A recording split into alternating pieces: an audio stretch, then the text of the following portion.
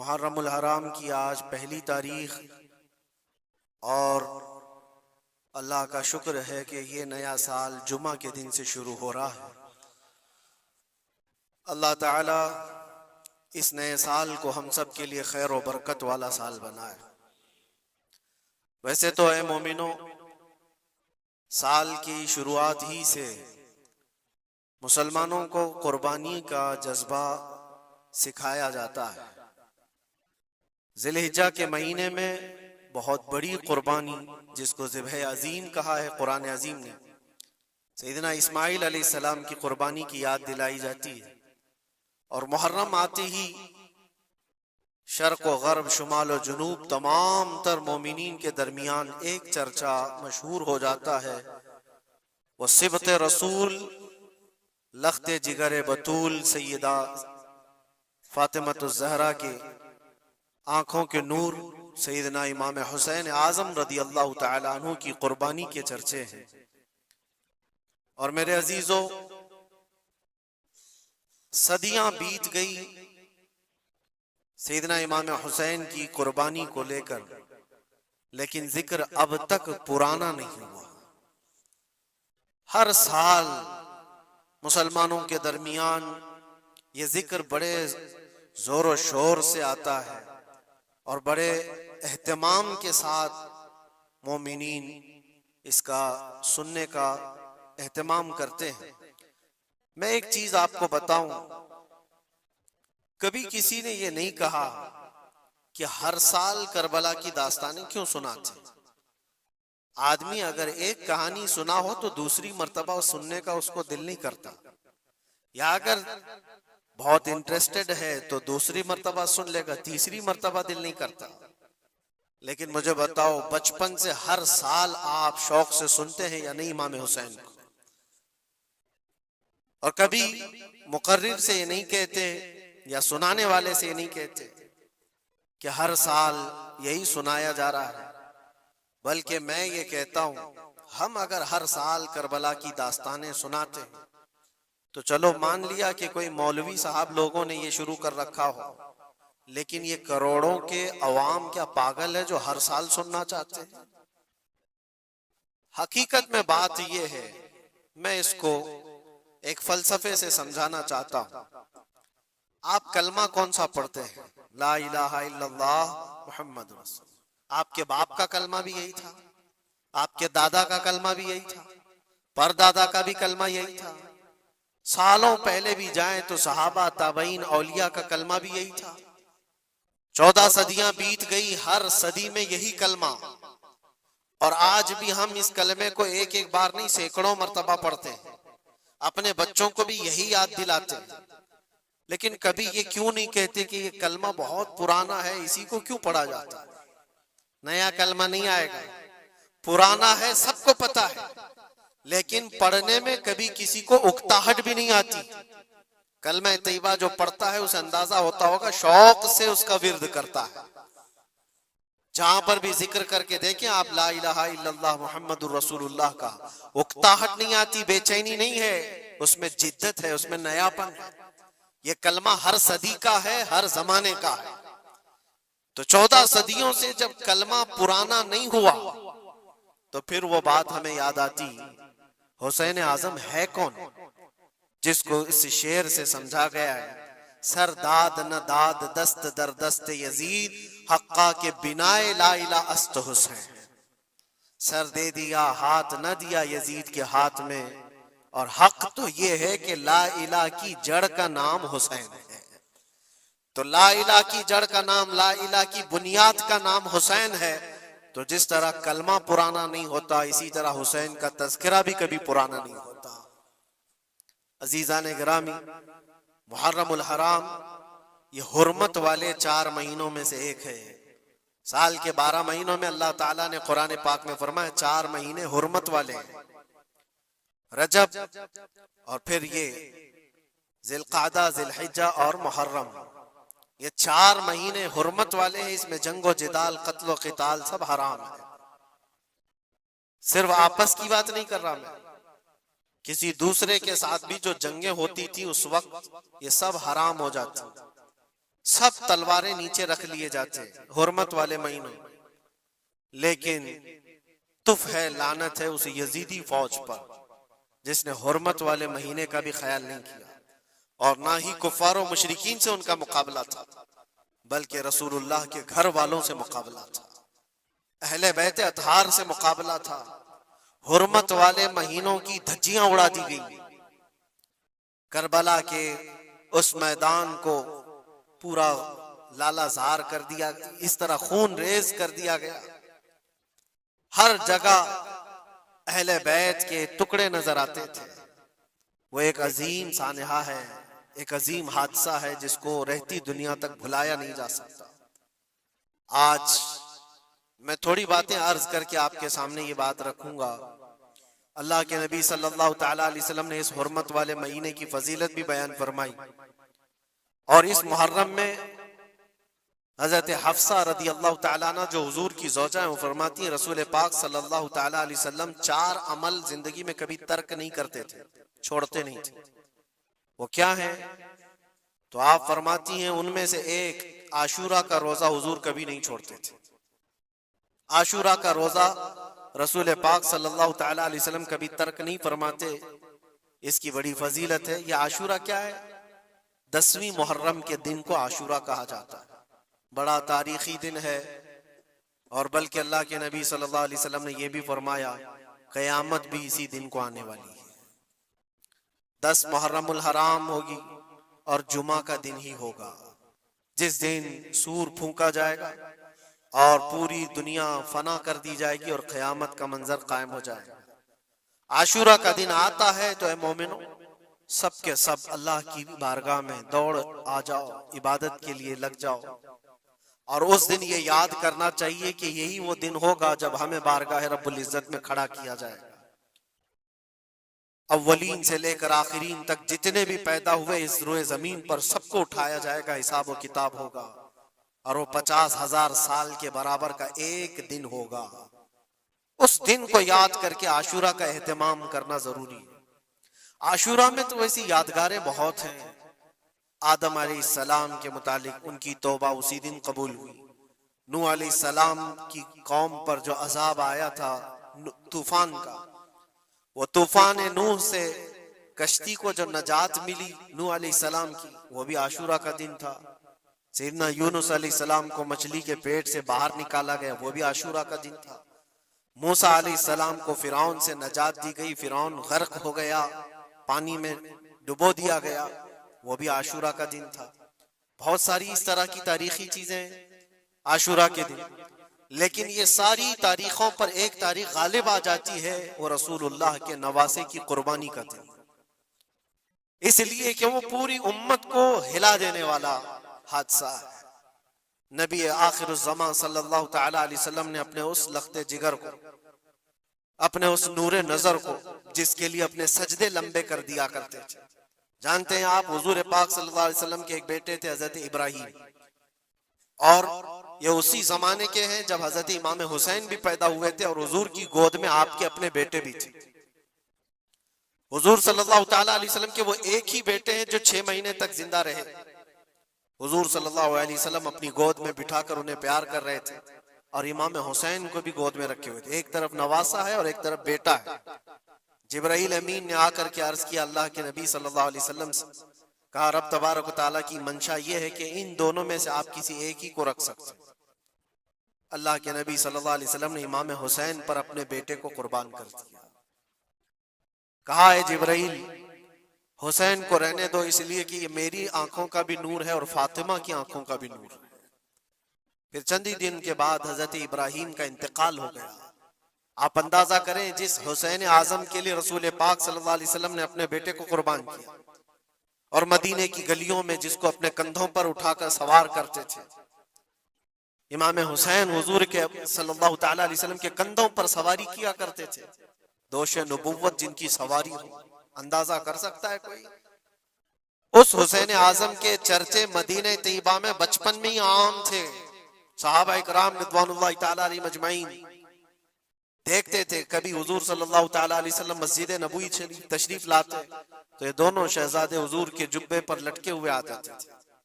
کبھی حضور منبر پر کھڑے ہیں تو ایک شہزادہ حضور کے ایک قدم کو پکڑا ہے، دوسرا دوسرے قدم کو پکڑا ہوا ہے. یہ تو ان کی پرورش تھی جو بچپنے کی تھی. صحابہ ان کی اس بچپنے پر رشک کیا کرتے تھے، اور صحابہ کرام رضوان اللہ تعالی علیہ مجمعین ادب حد درجے کا کرتے تھے. آپ کو میں بتاؤں، ادب تو ایسا تھا اہل بیت اطہار کا. امام حسین کی عمر چھوٹی سی تھی، امام حسین. اور ایک زمانہ ایسا تھا جب حضور پاک صلی اللہ علیہ وسلم کے وصال کے بعد حضرت ابو بکر کا زمانہ آیا، 2.5 سال آپ نے خلافت کی. پھر اس کے بعد حضرت عمر کا دور خلافت شروع ہوا. اور حضرت عمر کے دور خلافت کو کون نہیں جانتا؟ ایسے رعب و دبدبے والا خلیفہ کہ لوگ ان کی ہیبت سے کانپتے تھے. قیصر و کسریٰ کانپ رہے ہوتے تھے، بڑی بڑی فوجیں تھراتی تھی اس نام سے، حضرت عمر کے نام سے. ان کے دور خلافت میں ایک بار ایسا ہوا تھا کہ حضرت عمر کے بیٹے ہیں عبداللہ، اور ان کا اور حضرت امام حسین کا بچپن میں کچھ جھگڑا ہو گیا. چھوٹی عمر تھی، امام حسین کی بھی عمر چھوٹی تھی، عبداللہ کی عمر بھی چھوٹی تھی. دونوں تکرار کرتے رہے، کچھ نہ کچھ بات چیت ہوئی ہوگی. تو حضرت حسین نے حضرت عبداللہ کو غصے میں یوں کہا، تو کیا مجھ سے بحث کرتا ہے؟ تیرا باپ تو میرے نانا کا غلام تھا، خلیفہ وقت ہیں وہ، اور ان کو اس طرح سے کہا تیرا باپ آج جو خلیفہ ہے وہ میرے نانا کا غلام تھا. حضرت عبداللہ کو یہ بات لگی، کہا میں یہ شکایت امیر المومنین سے کروں گا. وہ دوڑ کر کے آئے، خلیفہ وقت ہے جس کے سامنے کھڑے ہونے کے لیے اچھے اچھے کانپ جاتے تھے. بیٹے نے آ کر کے کہا حضرت عمر فاروق سے کہ ابا آج میری حسین سے تکرار ہوئی، اور جھگڑے میں انہوں نے مجھے یوں تانا مارا کہ تیرا باپ میرے نانا کا غلام تھا. حضرت عمر اتر آئے کرسی سے اور کہا کیا حسین نے ایسا کہا؟ کہا بالکل ایسا ہی کہا. تو حضرت عبداللہ کہتے ہیں ابا کا جلال دیکھ کر کے میں سمجھ گیا کہ حسین کو سزا ملے گی. کہا جاؤ حسین کو بلا لاؤ. حسین کو بلا لاؤ، انہوں نے یہ کہا ہے میں سننا چاہتا ہوں. حضرت عبداللہ دوڑے ہوئے گئے، چند اور لوگ بھی ساتھ میں آ گئے کہ حسین کی پیشی ہو گئی ہے خلیفہ وقت کے دربار میں. امیر المومنین عمر ابن خطاب نے طلب کیا ہے.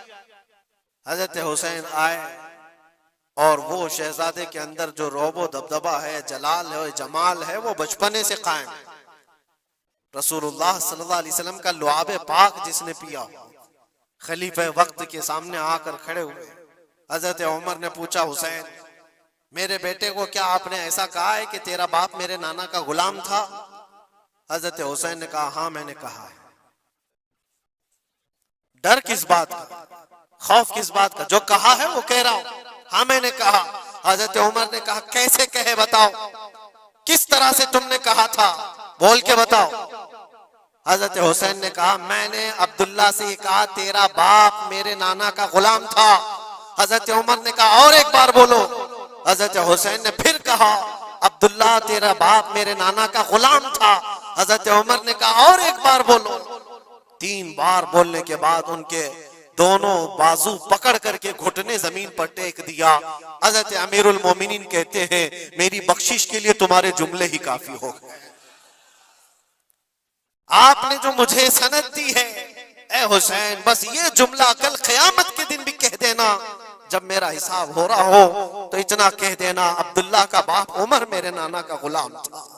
اس لیے کہ رسول کریم صلی اللہ علیہ وسلم نے فرمایا ہے الحسن والحسین سیدہ شباب اہل الجنہ، حسن اور حسین جنتی جوانوں کے سردار ہیں. یہ جسے اجازت دے دیں وہ جنت میں چلا جائے گا، جسے یہ کہہ دیں وہ کہ یہ میرے نانا کا غلام ہے. مجھے بتاؤ میرے عزیزو، اس حسین اعظم کی بات میں کر رہا ہوں، وقت کا بارعب خلیفہ امیر المومنین عمر ابن خطاب جن کے سامنے گھٹنے ٹیک کر کے بیٹھے اور کہے یہ جملہ دوبارہ کہو، ان کا مقام کیا ہو سکتا؟ حد درجے کا ادب صحابہ کرام کے اندر تھا. اور ایک مرتبہ ایسا بھی ہوا تھا، حضرت عمر منبر پر کھڑے تھے، حضرت امام حسین اپنے گھر سے دوڑتے ہوئے آئے. یہ وہ منظر تھا جب انہوں نے اپنے نانا کو منبر پر خطبہ دیتے ہوئے سنا ہے. زمانہ انہوں نے آنکھیں کھولی ہیں حضور کی گود میں، بچپنا پایا ہے رسول اللہ کے گھر میں، اور دیکھا ہے سب سے پہلے خطبہ دیتے ہوئے تو اپنے نانا کو دیکھا تھا، لیکن جب رسول کریم صلی اللہ علیہ وسلم کی وفات ہو گئی تو پورا اندھیرا سا چھایا ہوا تھا۔ حضرت امام حسین، ان کے متعلق ہے کہ ایک بار حضرت عمر ممبر پر کھڑے تھے، وہ دوڑتے ہوئے آئے مسجد میں، حضرت حسین کو ایسا لگا کہ رسول اللہ خطبہ دے رہے ہیں۔ وہ یادیں کہاں سے جاتی جو رسول اللہ کو خطبہ دیتے ہوئے دیکھا تھا۔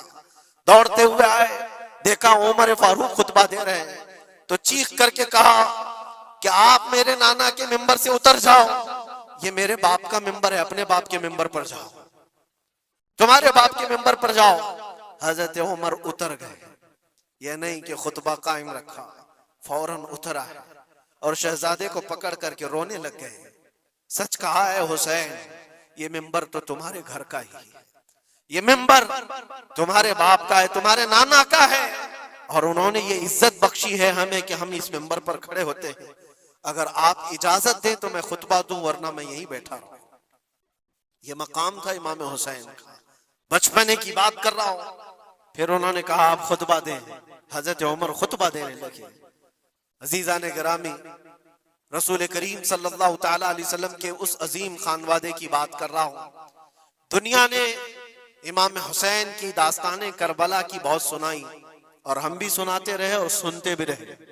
وہ تو آخری وقت کی قربانیاں ہیں، جب آپ کی زندگی پاک تمام ہونے کو آئی اس وقت تو کربلا میں پہنچے، لیکن آپ کی ابتدائی زندگی اور آپ کی جوانی، یہ سب معاملات ہر نوجوان کے سامنے ہونا چاہیے۔ اگر نوجوان آج ہمارا یہ کہتا ہے کہ میرا آئیڈیل حسین ہے، تو اس کو حسین کی زندگی پڑھنا چاہیے۔ اگر وہ پڑھے گا تو یزیدیوں کی طرح جینا چھوڑ دے گا، جینے کا طریقہ یزیدیوں کی طرح اور نعرے حسین کے ہوں تو یہ زمین و آسمان کا فرق ہے میرے عزیزوں۔ سیدنا امام حسین رضی اللہ تعالیٰ عنہ کے گھرانے کی بات میں آپ کو کہوں، ایک بار حضور پاک صلی اللہ تعالیٰ علیہ وسلم حضرت فاطمہ کے گھر تشریف لائے تھے۔ یہ کون سا وقت تھا میں آپ کو بتاؤں، بچے دونوں بیمار تھے، امام حسن اور امام حسین۔ تو حضرت فاطمہ نے منت کر لی تھی کہ اگر یہ بچے صحت یاب ہو جائیں تو 3 روزے رکھیں گے۔ حضرت علی نے بھی منت کر لی، تو اس کے بعد بچے صحت یاب ہو گئے تو روزے رکھے۔ حضرت علی رضی اللہ تعالیٰ عنہ، داماد رسول، اسد اللہ الغالب، شیر خدا جن کو کہتے ہیں، فاتح خیبر شکن اور فاتح خیبر، سیدنا علی ابن ابی طالب رضی اللہ تعالیٰ عنہ ایک کھجوروں کے باغیچے میں کام کیا کرتے تھے، اور مزدوری میں صرف 2 درہم آپ کو ملتے تھے۔ وہ 2 درہم ایسے کہ اس سے مدینے میں اتنا آٹا ملتا تھا جس سے 5 روٹیاں بن سکتی تھی۔ یہ دن کی مزدوری تھی ان کی، دن بھر کام کر کے آتے، روزہ رکھ کر کے گئے تھے، کام کر کے 2 درہم مزدوری میں لے آئے، اور اس کے بعد آٹا خرید کر لائے اور کہا فاطمہ روٹیاں بنا لو۔ 5 لوگ تھے گھر میں، حضرت فاطمہ، حضرت علی اور آپ کی ایک کنیز فضہ، اور حضرت حسن اور حسین رضی اللہ تعالیٰ عنہ۔ 5 روٹیاں بنی تھی، اور شام میں افطار کے لیے بیٹھے تھے، تو عین افطار کے وقت ایک مسکین دروازے پر آتا ہے، وہ کہتا ہے یہ اہل بیت کا گھرانہ ہے، میں بہت بھوکا ہوں، کیا مجھے کچھ کھلایا جا سکتا ہے؟ حضرت فاطمہ نے 5 روٹیاں اٹھا کر اس کی جھولی میں ڈال دی، ایک بھی نہیں رکھا، اور پانی پی کر افطار کر لیا۔ کیا یہ کر سکتا ہے ہم میں سے کوئی؟ افطاری کے وقت ہمارے سامنے رکھا ہوا سامان ادھر سے ادھر ہونے نہیں دیتے۔ کوئی تمہارا شربت تھوڑا سا اٹھا لے تو دیکھو پارا کتنا چڑھ جاتا ہے۔ افطاری کے وقت تو سب کو بھوک شدت کی لگی رہتی، اور اس وقت گھر میں جو موجود ہے وہ اٹھا کے دے دینا۔ مسکین تو لے کر چلا گیا، اور یہ پانی سے افطار کر کے رہ گئے، رات کو اسی پانی سے سحری، دوسرا روزہ تھا۔ حضرت علی مزدوری پر گئے، پھر وہی مزدوری، اور آٹا لائے، 5 روٹیاں بنی، اور افطار میں بیٹھے تھے کہ ایک یتیم بچہ آ گیا جس کے ماں باپ نہیں تھے۔ اس نے آواز لگانی شروع کی کہ میرا کوئی نہیں ہے، میرا آسرا نہیں ہے، میرا باپ نہیں ہے، میں یتیم ہوں، کیا مجھے اس گھر سے کھلایا جا سکتا ہے؟ آج حضرت فاطمہ نے وہ 5 روٹیاں اٹھائی، اس کی جھولی میں ڈال دی، کہا صبر کر لو، ہم پانی پی لیں گے۔ پانی پی کر دوسرا دن افطار کر لیا انہوں نے، اور اس دن اسی طرح سے سحری کیے، اور تیسرا روزہ تھا۔ کون رکھ سکتا ہے میرے عزیز؟ ایک روزہ ہی لوگوں کے لیے کتنا بھاری ہوتا ہے۔ تیسرا روزہ تھا بغیر کسی چیز کے کھائے ہوئے، اور تیسرے روزے کے بعد پھر مزدوری کی حضرت علی نے، پھر اتنی مزدوری سے آٹا خرید لائے، 5 روٹیاں بنی، اور آج ان کے کھانے کا وقت تھا، افطاری کرنے ہی والے تھے۔ جیل سے چھوٹا ہوا ایک قیدی ان کے گھر کے پاس آیا۔ قیدی تھا جو برسوں سے جیل کی سزا کاٹ رہا تھا، اچانک آیا اور کہا میں بہت بھوکا ہوں، میرے پاس کوئی اسباب نہیں، کھانے پینے کا کوئی سامان نہیں، اور میں نے اس گھرانے کی بڑی تعریف سنی ہے، یہ اہل بیت کا گھرانہ ہے، کیا مجھے کھلایا جا سکتا ہے؟ یقیناً وہ لجپال گھرانہ ہے، وہ سخی گھرانہ ہے۔ آج بھی 5 روٹیاں اٹھائی اور ڈال دی، اور حالت یہ ہو گئی تھی کہ سب کا پیٹ پیٹ سے لگ گیا تھا، اور آواز نہیں نکل رہی تھی کسی کی۔ تیسرا دن گزرا تھا، اور اس وقت سب حسنین کریمین طاق میں دبکے ہوئے اندر بیٹھے ہوئے تھے، حضرت علی جھکے ہوئے تھے، حضرت فاطمہ بھی وہ سجدے میں تھی۔ رسول کریم صلی اللہ تعالی علیہ وسلم اس حالت میں اس گھرانے میں تشریف لاتے، اور آئے آواز دیا تو آواز کسی کی نکل نہیں رہی، سناٹا ہے گھر میں۔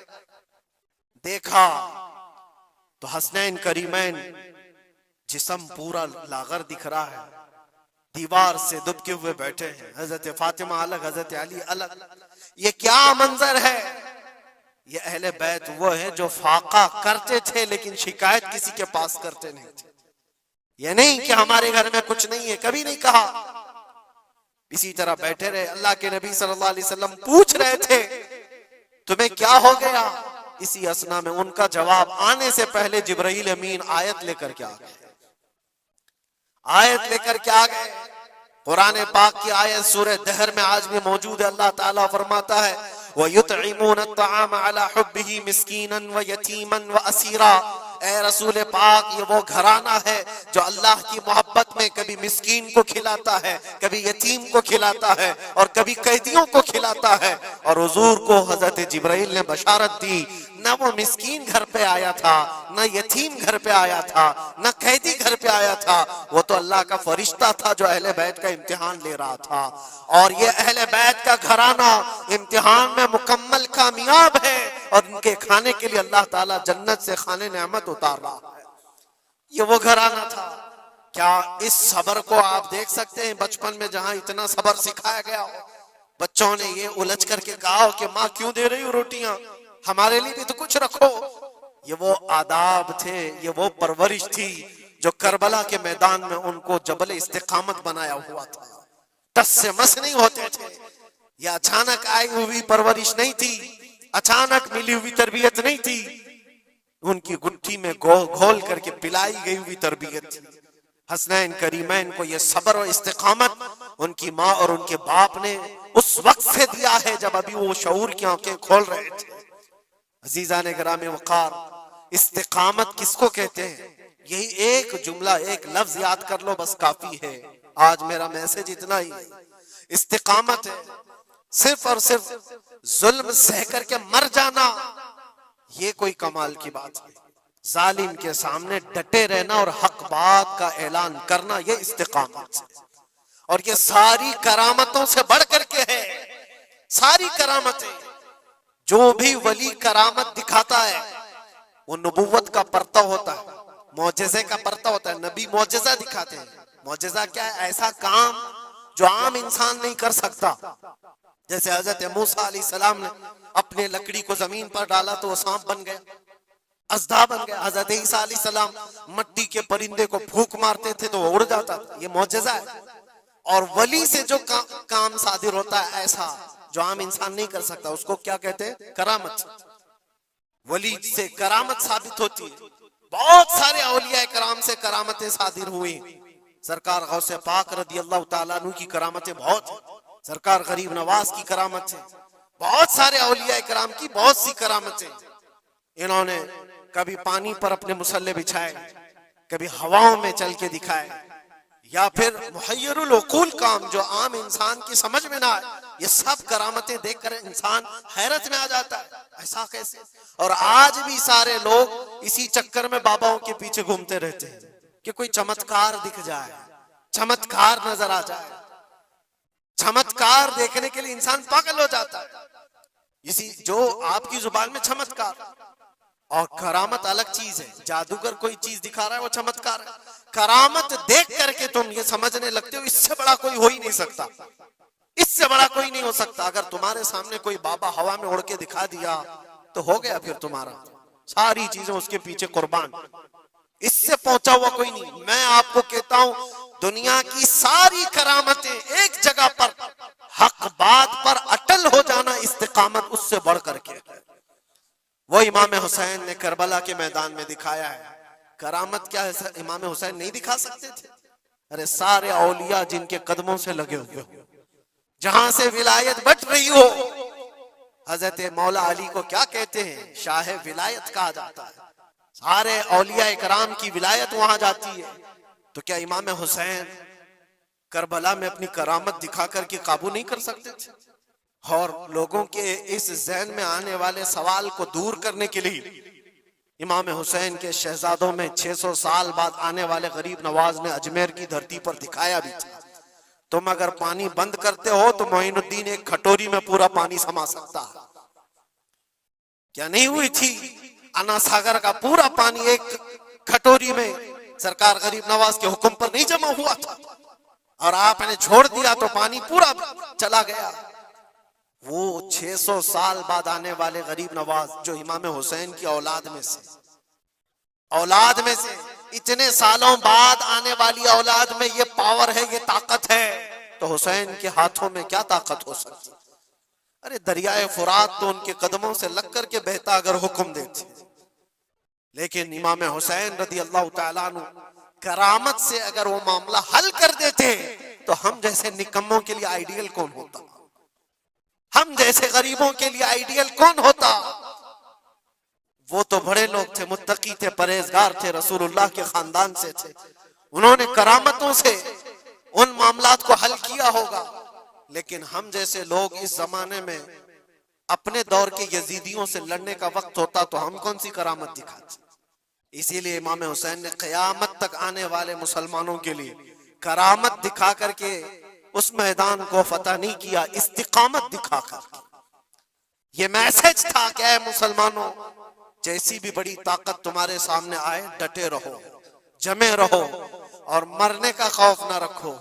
اگر کٹ جاتے ہو، مر جاتے ہو تو کوئی فرق نہیں پڑتا، کیونکہ رب تبارک و تعالیٰ نے پہلے ہی قرآن میں گواہی دے دی ہے وَلَا تَقُولُوا لِمَنْ يُقْتَلُ فِي سَبِيلِ اللَّهِ أَمْوَاتٌ بَلْ أَحْيَاءٌ وَلَكِنْ لَا تَشْعُرُونَ۔ جو اللہ کی راہ میں مارے جائیں انہیں مردہ نہ کہو، وہ زندہ ہیں، تمہیں اس کا شعور نہیں۔ اور وہ زندگی تو آج بھی ہم دیکھ رہے ہیں، آج بھی ہم دیکھ رہے ہیں، اسلام زندہ ہوتا ہے ہر کربلا کے بعد۔ کیا یہ نہیں دیکھ رہے؟ ہر گھر پہ امام حسین کے چرچے، جلنے والے ہوں گے، کڑنے والے ہوں گے، لیکن ان کو انگلیوں پہ گنا جا سکتا ہے، باقی چاہنے والوں کی تعداد ستاروں سے زیادہ ہے۔ امام حسین کا جھنڈا آج بھی اسی طرح لہرا رہا ہے۔ سچ بتاؤں میں آپ کو، کبھی آپ کو اتفاق ہو تو ملک شام کے دمشق میں بھی جانا، جہاں پر 3 سال یزید کا دربار لگتا تھا، وہ بھی اپنے وقت کا خلیفہ بنا ہوا تھا، اور اس نے جو اپنے دور خلافت میں، اپنے دور حکومت میں ظلم ڈھائے وہ تاریخ میں رقم ہو چکے ہیں۔ جا کر کے پوچھنا اہل شام سے، دمشق والوں سے، کہ ایک دور یہاں تمہارا بادشاہ رہتا تھا، شام کا حکمران یزید، وہ کہاں ہے، اس کی قبر کہاں ہے؟ لوگ تو بغلیں اٹھا کر کے آپ کو کہیں گے کہ یہاں تو کوئی ایسی قبر نہیں دیکھی۔ ہاں ہم کو پتا ہے، بعض مورخین نے، بعض دانشور جو پڑھے لکھے وہ کہتے ہیں جہاں پر سارا کچرا ایک جگہ پھینکا جاتا ہے، ڈم کیا جاتا ہے دمشق کا، وہاں کہیں اس کی قبر کھو گئی ہے، اس میں کہیں قبر کھو گئی ہے۔ یہ تو اس کی بات کر رہا ہوں جو بادشاہ تھا، فوج رکھتا تھا، تاج رکھتا تھا، تخت رکھتا تھا اور حکومت رکھتا تھا، اس کا سوال ایسے۔ پھر آؤ عراق کی سرزمین پر اور کربلا جاؤ، سوچو، ایک کھلا چٹیل میدان تھا، یہاں پر کوئی آبادی نہیں تھی، دور دور تک ایک دریائے فرات بہتی تھی اور باقی کچھ نہیں تھا، اور جا کر کے آپ ڈھونڈنے لگ جاؤ گے کہ میدان کہاں ہے تو تمہیں میدان نہیں ملے گا، ہر جگہ آبادی ہی آبادی۔ ایک حسین و جمیل شہر ہے، اور لوگوں سے پوچھو کہ یہاں تو ہم نے سنا تھا رسول اللہ کے شہزادے حسین کو کاٹ کر کے ٹکڑوں میں بدل دیا گیا تھا، ان کے شہزادوں کو، اور امام حسین کے سر کو الگ کر دیا گیا، جسم کو الگ کر دیا گیا، ان کے بیٹوں کے جسم پر گھوڑے دوڑا دیے گئے تھے۔ سنا تو ایسا تھا کہ ان کے سب جسم کو اس طرح سے بکھیر دیا گیا تھا، وہ کہاں ہیں؟ کیا مٹ گئے تاریخ میں؟ نہیں، آپ کو ہاتھ پکڑ کر لے جا کر ایسے دربار میں کھڑا کریں گے جس دربار کی اونچائی دیکھنے سے ٹوپی گر جاتی ہے۔ اس حسین دربار کو دیکھتے ہی دل میں ہیبت طاری ہوتی ہے، اور پھر تم بے اختیار یہ کہہ دو گے، حسین کا دربار دیکھتے ہی تمہاری زبان سے یہ الفاظ نکل پڑیں گے، شاہ است حسین، بادشاہ است حسین۔ وہ اب بھی بادشاہ ہے، اب بھی شاہ ہے، اور ہزاروں لوگوں کو دیکھا ہے ہم نے حسین اعظم کی قبر پاک کے پاس آتے ہیں۔ میں پوچھا تھا ایک بڑے بزرگ سے، چٹیاں وہاں پر بہت اندر رہتی ہیں، بہت سارے لوگ اپنے پیسے بھی ڈالتے ہیں، نذرانے بھی پیش کرتے ہیں، بہت ساری چٹیاں ہوتی ہیں۔ میں نے پوچھا چٹیاں کیا ہیں؟ کہا برسوں سے رواج ہے، جب کسی کا کوئی مسئلہ حل نہیں ہوتا تو وہ پورا چٹی میں اپنا لکھ کر کے لاتا ہے اور امام حسین کے پاس پیش کرتا ہے، اس لیے کہ اس کا وجدان یہ کہتا ہے ہم رعایا ہیں اور وہ بادشاہ ہے، بادشاہ کے سامنے اگر شکایت نہ کی جائے تو پھر کس کے سامنے کی جائے؟ لوگ اپنی شکایتیں آج بھی پیش کرتے ہیں۔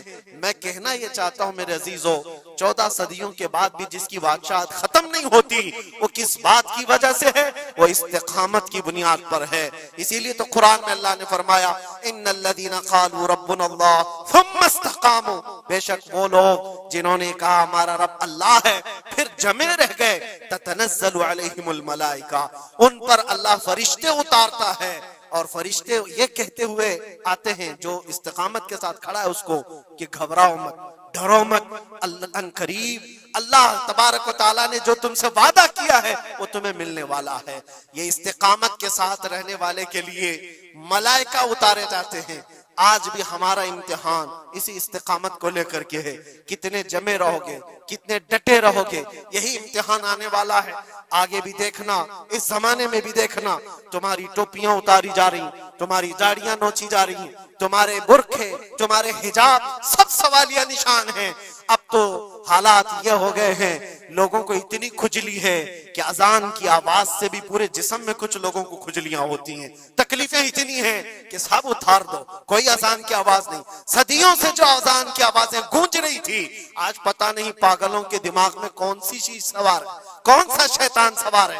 یہ صرف اور صرف اس لیے نہیں ہے کہ ابھی ابھی کے بنے ہوئے شیطان ہیں، شیطان تو پرانے ہیں، لیکن امتحان کی گھڑی تمہاری ہے، وقت ابھی ہمارے امتحان کا آ چکا ہے۔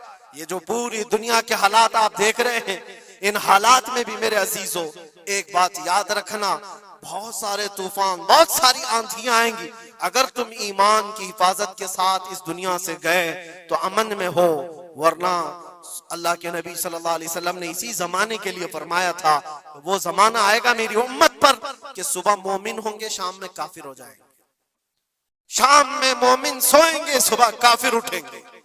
وہ اس زمانے میں ہم آ چکے ہیں جہاں ایمان کا سودا ہونے لگ گیا ہے۔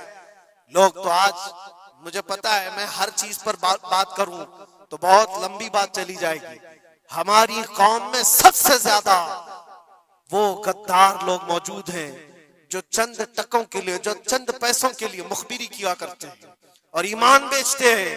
ان کو کیا حاصل ہوتا ہے؟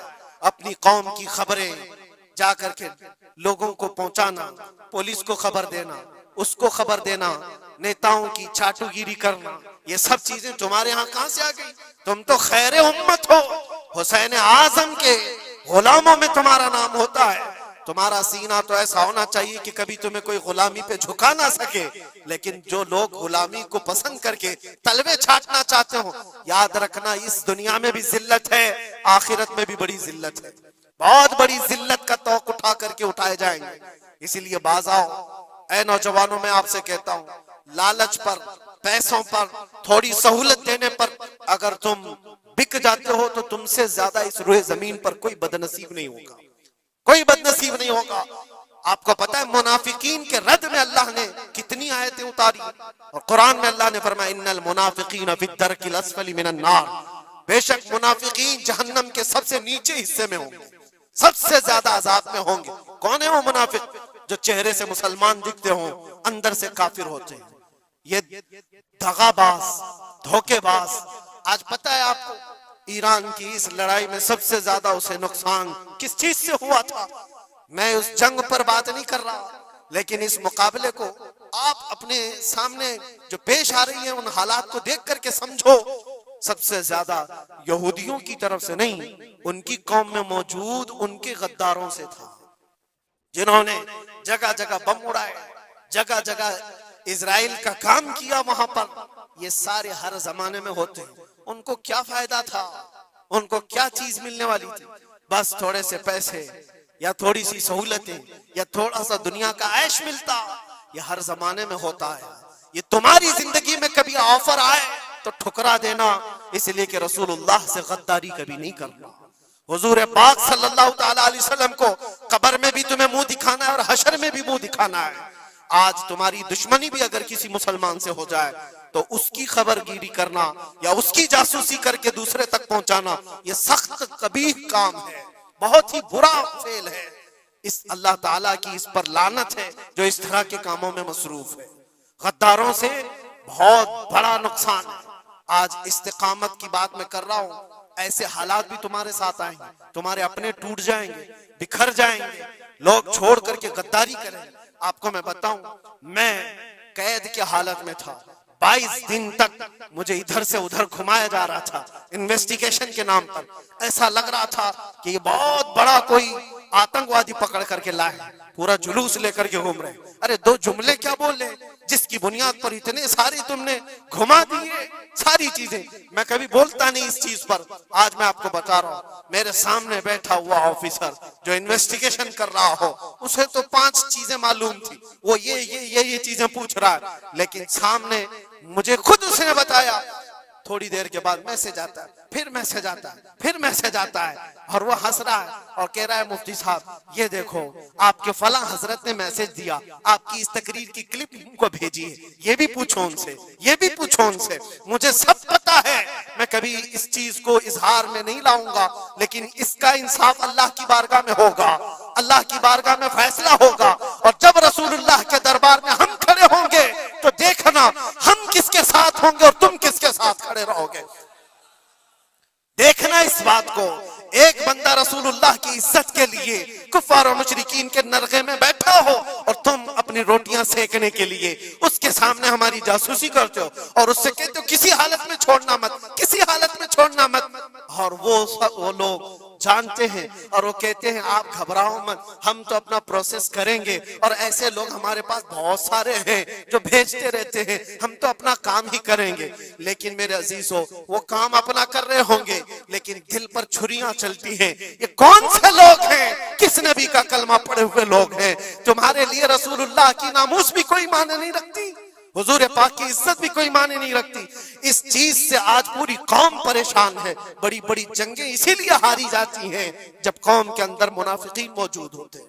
آج اس چیز کے اپنے دل کو بھی پاک رکھو۔ ہم نے تاریخ دیکھی ہے، ٹیپو سلطان یوں ہی نہیں مرے تھے، ٹیپو سلطان کو انگریزوں کے ہاتھ میں دینے والا بھی غدار موجود تھا، مسلمان تھا۔ یہ ساری غداریاں آج جو آئی، کتنے تو ایسے ہیں پہلے ہی سے جا کر کے کہہ دے مسجد میں یہ ہو رہا ہے، مسجد میں یہ ہو رہا ہے۔ یاد رکھنا قیامت کے دن تمہارے چہرے کالے ہوں گے، اللہ کی بارگاہ میں پکڑے جاؤ گے۔ وَمَنْ أَظْلَمُ مِمَّنْ مَنْعَ مَسَاجِدَ اللَّهِ أَنْ يُذْكَرَ فِيهَا اسْمُهُ وَسَعَىٰ فِي خَرَابِهَا۔ اللہ فرماتا ہے اس سے بڑا ظالم کون جو اللہ کی مسجدوں میں اللہ کا ذکر کرنے سے روکتا ہے؟ اس سے بڑا ظالم کون ہے؟ اور وہ سب ظالم آج دیکھنے کو آ رہے ہیں۔ بہرحال خلاصہ کلام یہ ہے میرے عزیزو، ہم حسینی ایمان رکھتے ہیں اور حسین کی طرح اللہ کی بارگاہ میں دعا بھی کرتے ہیں کہ مولا ساری قربانیاں ہو جائیں مگر ایمان کا سودا کرنے کی نوبت کبھی نہ آئے۔